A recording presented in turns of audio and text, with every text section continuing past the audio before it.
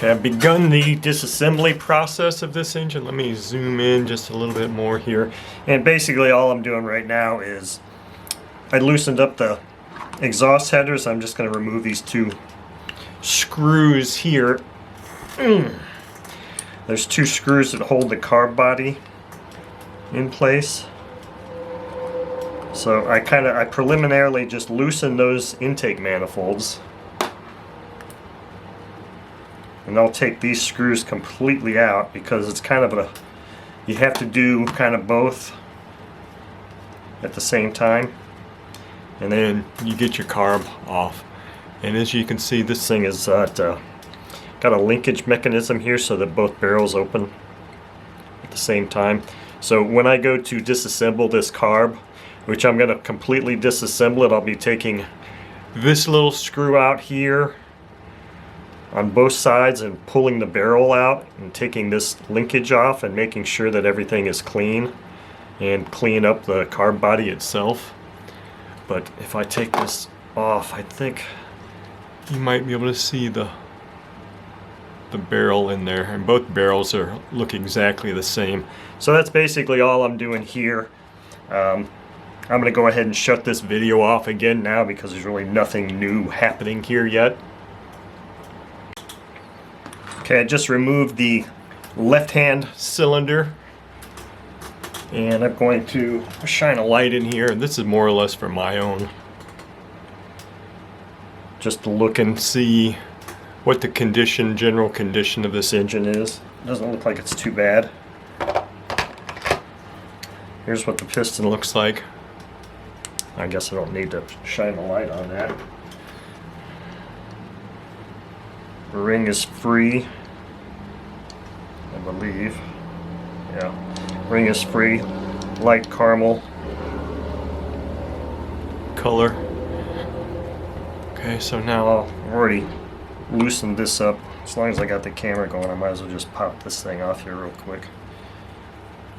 One of the screws on the head was a little stubborn, and I didn't heat this engine up. I just I used a little bit of mechanical shock on the connectors to loosen them up. One of them was a little stubborn and felt like the head wanted to twist out on me. So I hit them all with a little mechanical shock with a punch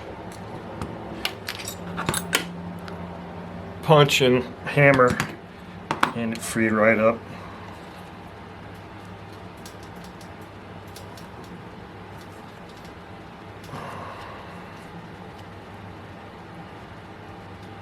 Wow, that really doesn't want to come off. I may have to heat this thing up gently and get that thing off.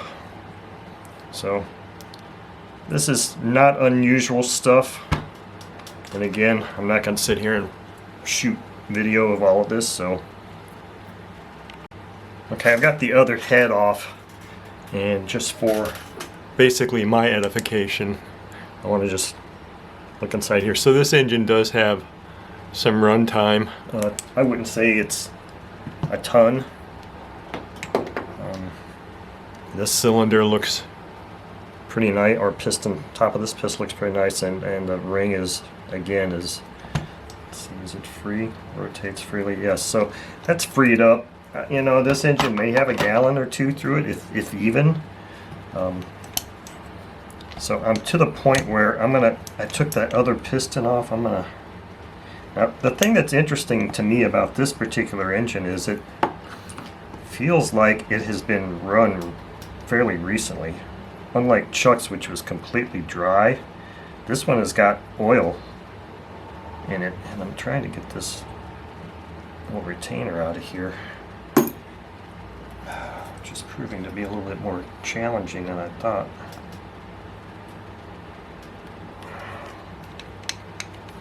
See, because the piston moves fore and aft, and usually that movement is enough to get one of these retainers to pop free, so I can, there we go, get it out and then push the other one out the bottom.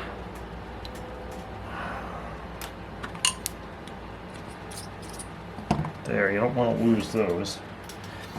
So I'm going to go through the process here real quick, what I do to remove that piston pin. So what I did here is I get my little hammer up here and I support this connecting rod. So I'm just tapping on that piston pin, and since I've got good movement here, I'm just going to heat it up a little bit here real quick, and it should just come right out. It did on the other side, so.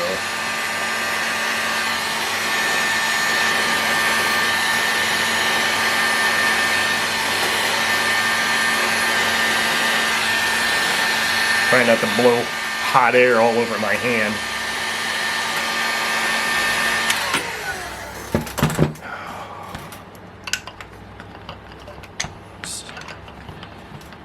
Get this supported. I'm just going to use this punch. This punch? No, maybe this punch. And my wood block to just kind of lightly. And that's warm.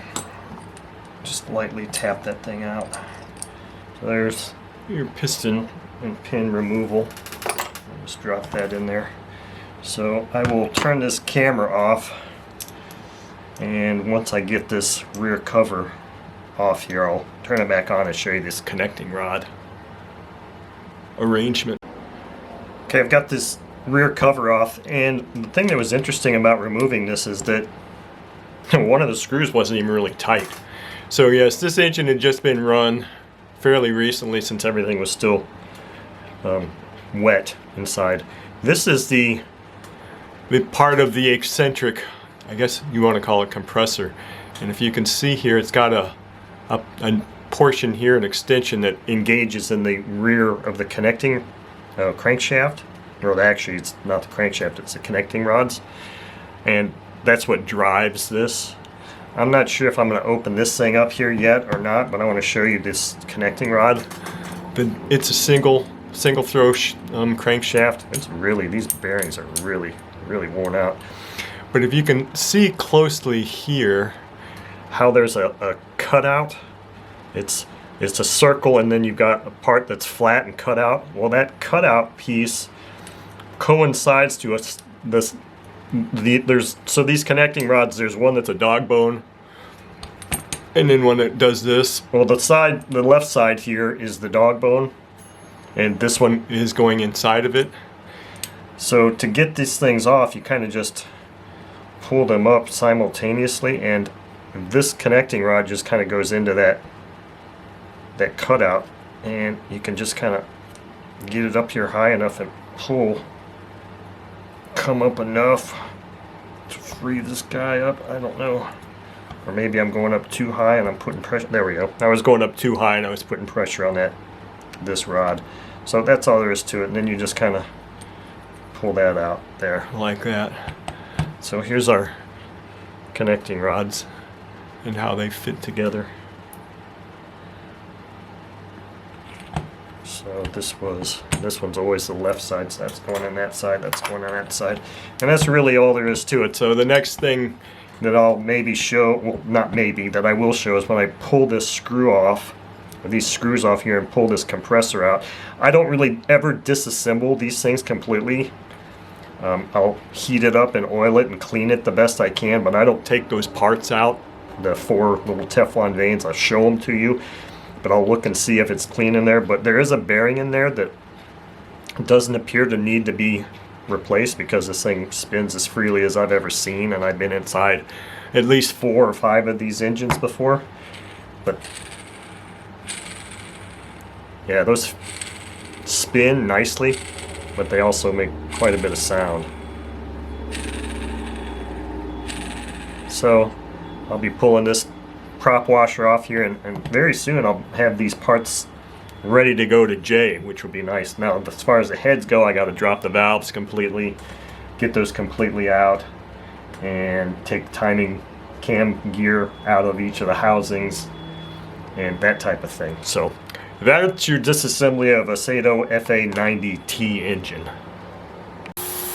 Okay, hopefully you can hear me over the sound of my ultrasonic cleaner, because I've got some parts being cleaned in there. I'm going to go ahead and pull this compressor cover off and do the final show and tell of this disassembly, because many people other than maybe just the Clarence Lee ad probably have never seen the inside of one of these. It's a very simple device. There's not a gasket, thankfully. Like I said, I've never completely disassembled one. All I've ever done is just take this cover off. And there's the cover. And it looks like it's maybe just a bushed bearing, because that's just a bushing. I've never driven this thing out, nor do I intend to do that. But if you can see, get a pick here. Each one of these little slots, there's a Teflon vane in there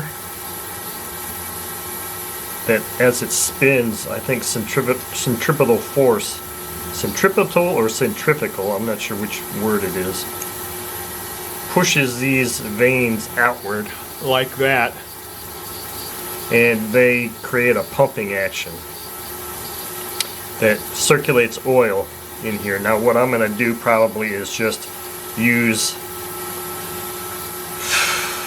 I may actually pull these vanes out and take them out and put this whole thing in the ultrasonic cleaner.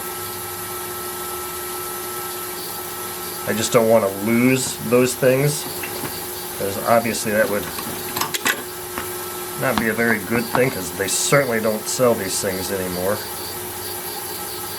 So it's just this little Teflon piece.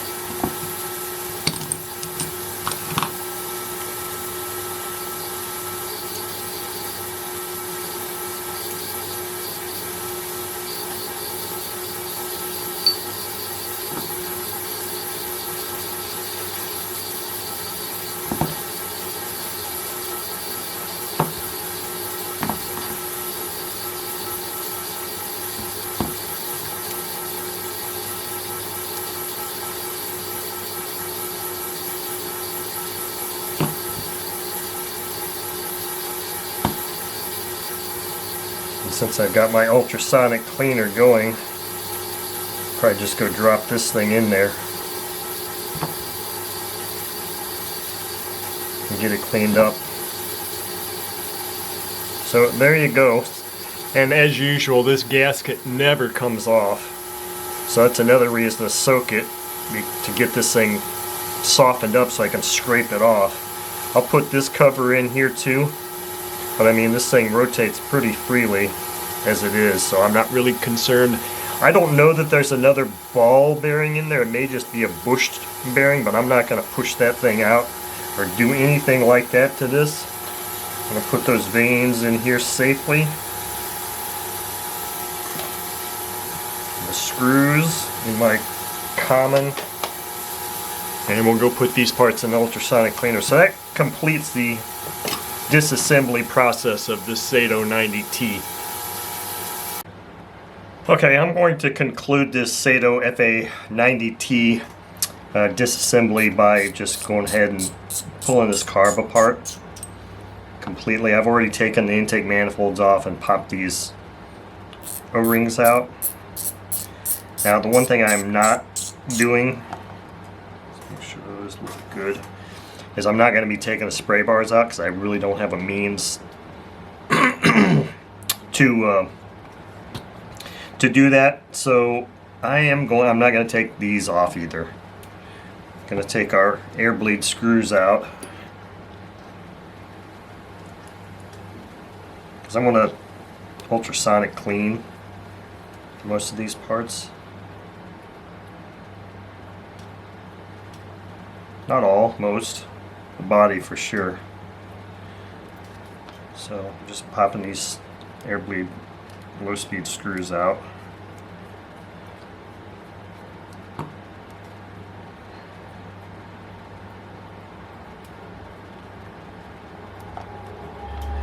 One thing I see here is this little throttle arm looks like it's a little bent.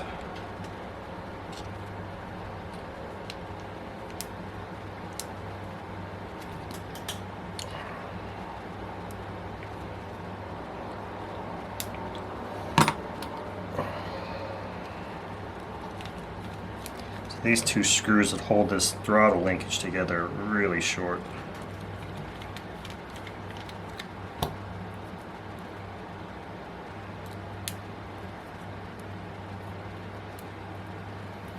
They just come apart like that. Now, these small little barrel retention screws are 4mm.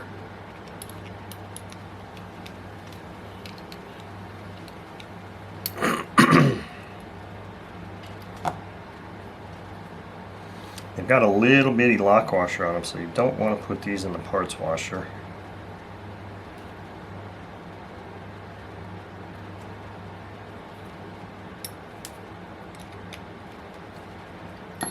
Take a chance on losing those things.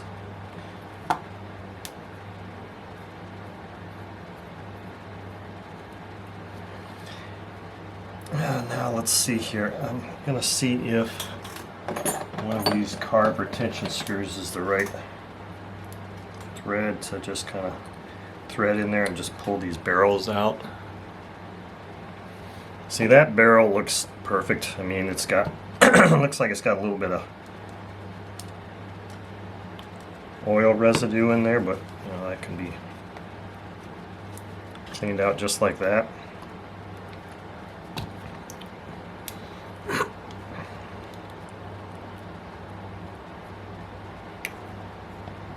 Now see, this one looks a little unusual. It looks like it's got a little bit more wear on the top.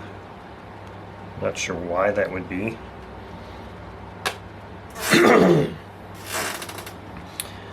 So, I think I'll take this choke mechanism off.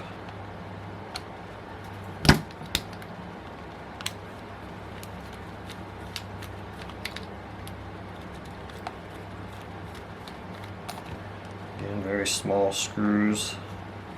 And see, that's all there is really is to it. I mean, there's not a whole lot to this carb other than the fact that, you know, fuel inlet comes in here and gets into this main area, so you should be able to close one needle completely and blow in there like your fuel and hear airflow coming out. On Chuck's carb, it was not like that at all. This one was completely blocked. So I can get a piece of tubing here real quick. I mean, I'm sure these are probably fine, but of